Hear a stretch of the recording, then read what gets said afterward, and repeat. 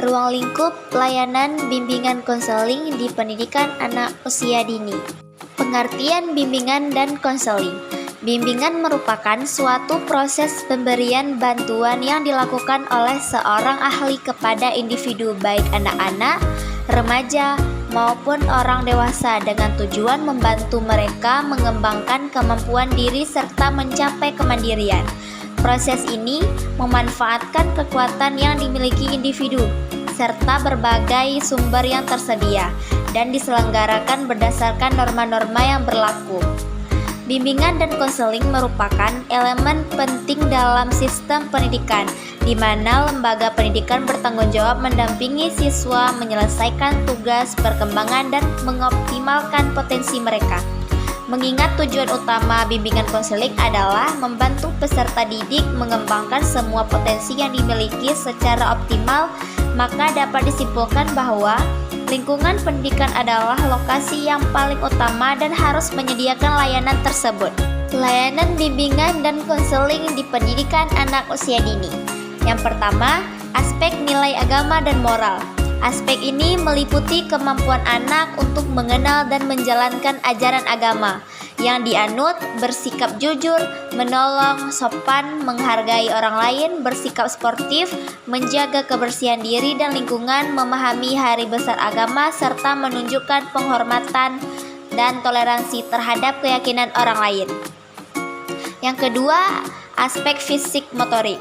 Yang pertama, motorik kasar, kemampuan menggerakkan tubuh secara selaras, fleksibel, seimbang, dan gesit, mencakup gerakan lokomotor maupun non-lokomotor.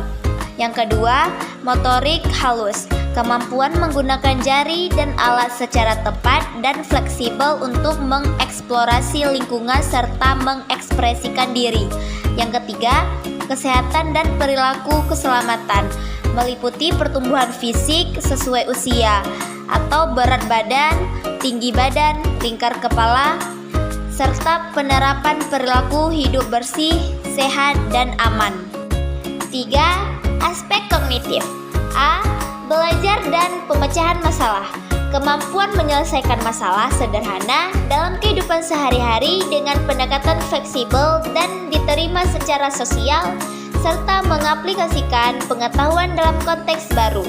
B. Berpikir logis, kemampuan mengenali perbedaan, klasifikasi, pola, serta memahami sebab akibat, merencanakan, dan mengambil inisiatif. C. Berpikir simbolik, kemampuan mengenal konsep, bilangan, dan huruf, serta mempresentasikan benda atau imajinasi melalui gambar. Yang keempat, ada aspek bahasa. A. Bahasa reseptif, kemampuan memahami cerita, perintah, dan aturan serta menghargai bacaan. B. Bahasa ekspresif, kemampuan bertanya, menjawab, menceritakan kembali informasi, mengekspresikan ide dan perasaan secara lisan maupun tertulis. C. Keaksaraan, pemahaman hubungan antara bentuk dan bunyi huruf, meniru huruf, serta memahami kata dalam konteks bacaan. 5. Aspek sosial emosional. A. Kesadaran diri, mengenal dan mengendalikan perasaan sendiri, serta menyesuaikan diri dengan lingkungan sosial. B. Tanggung jawab, memahami hak dan kewajiban, mematuhi aturan, mengatur diri, dan bertanggung jawab atas perilaku demi kebaikan bersama. C. Perilaku prososial, kemampuan bermain, berbagi, bekerja sama, menghargai hak dan pendapat orang lain, serta menunjukkan sikap kooperatif, toleran, dan sopan. Yang keenam, aspek seni meliputi kemampuan anak untuk mengeksplorasi dan mengekspresikan diri melalui gerak, musik, drama, seni rupa, kerajinan, serta apresiasi terhadap karya seni dan pertunjukan. Pemberian layanan bimbingan konseling di pendidikan anak usia dini dapat dilakukan melalui 10 bentuk layanan utama. Yang pertama, layanan orientasi, membantu anak beradaptasi dengan lingkungan baru secara tepat dan memadai. Yang kedua, layanan informasi, menyediakan informasi yang relevan mengenai diri, sosial, pembelajaran, pertemanan, dan pendidikan lanjutan. Yang ketiga, layanan pembelajaran, mendukung pengembangan sikap dan kebiasaan belajar yang positif. Yang keempat, layanan penempatan dan penyaluran, memfasilitasi pengembangan bakat, minat, dan potensi anak. Yang kelima, layanan penguasaan konten, membantu anak menguasai kompetensi dan keterampilan hidup atau life skill yang relevan di lingkungan sekolah, keluarga, dan masyarakat. Yang keenam, layanan konseling perorangan, mendampingi guru dan orang tua dalam menyelesaikan masalah individu anak. Yang ketujuh, layanan bimbingan kelompok, mendukung kematangan sosial emosional, komunikasi, dan kemandirian anak melalui interaksi kelompok. Yang kedelapan, layanan konseling kelompok, memfasilitasi diskusi antara guru, orang tua, dan anak untuk mengatasi permasalahan tumbuh kembang melalui pendekatan kelompok. 9.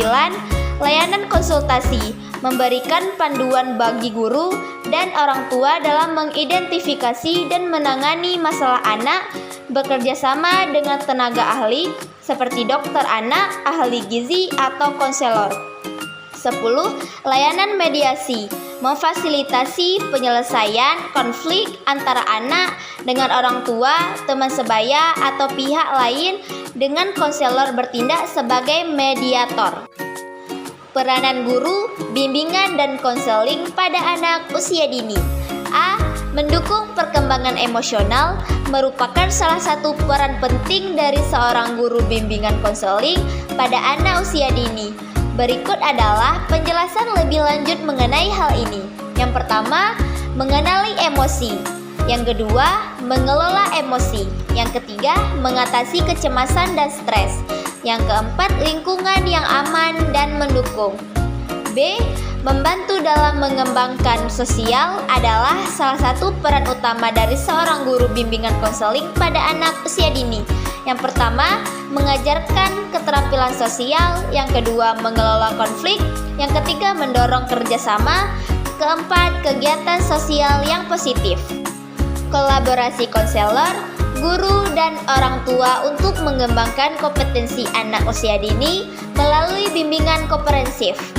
Peran konselor sebagai konsultan bagi orang tua dan guru PAUD untuk mengembangkan kompetensi anak usia dini. Dari pendapat tersebut dapat diketahui bahwa proses layanan konsultasi perlu dilaksanakan melalui kolaborasi secara komprehensif antara konselor, guru, dan orang tua dalam rangka mengembangkan kompetensi anak usia dini, sehingga konselor sebagai pembimbing adalah upaya di dalam pendidikan yang diartikan sebagai proses bantuan kepada individu untuk mencapai tingkat perkembangan diri secara optimum di dalam navigasi hidupnya secara mandiri.